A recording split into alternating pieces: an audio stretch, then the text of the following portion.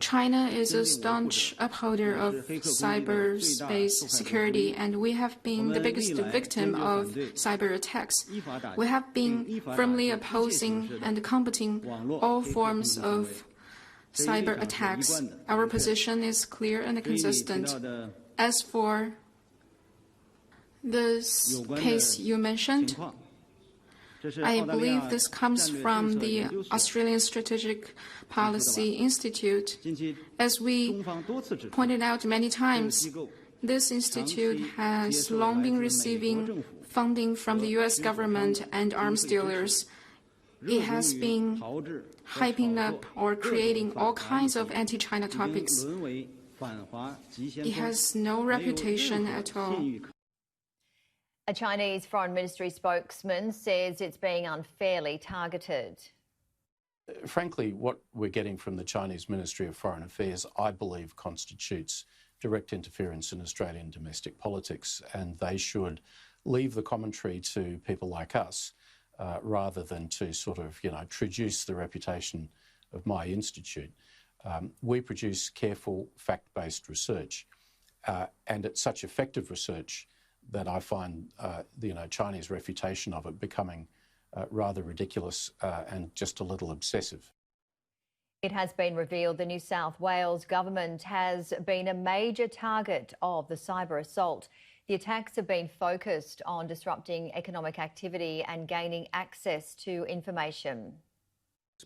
A surprise news conference to keep the nation alert but not alarmed. I raise this not to raise the concerns of Australians, but in many ways to reassure Australians.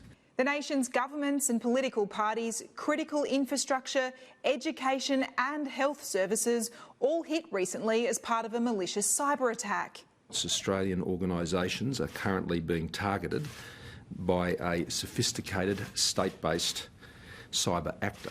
States and territories briefed on the ongoing threat, which the PM says has been escalating for several months. This is the world that we live in. These are the threats that we have to deal with. We support our security agencies and their efforts to address the serious and growing threat. It appears no one's personal or financial information has been stolen as a part of the attack. The advice I have is that the investigations conducted so far have not revealed any large-scale personal data breaches. Australia's Cybersecurity Centre laying out the spear phishing techniques being used, including links to credential harvesting websites, emails with links to malicious files, links prompting users to grant Office 365 authorisation tokens, and the use of email tracking services to identify if the email has been opened. The Prime Minister refusing to name the country which is behind the attack. It is the threshold for public attribution on a technical level is extremely high.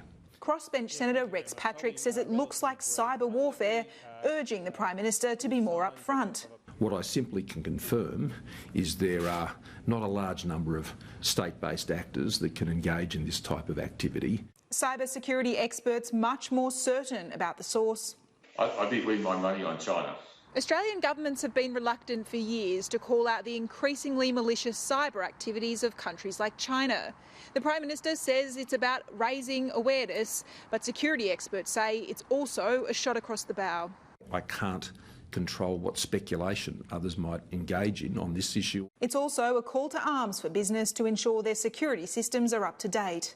It's vital that all Australian organisations are alert to this threat and take steps to protect their own networks.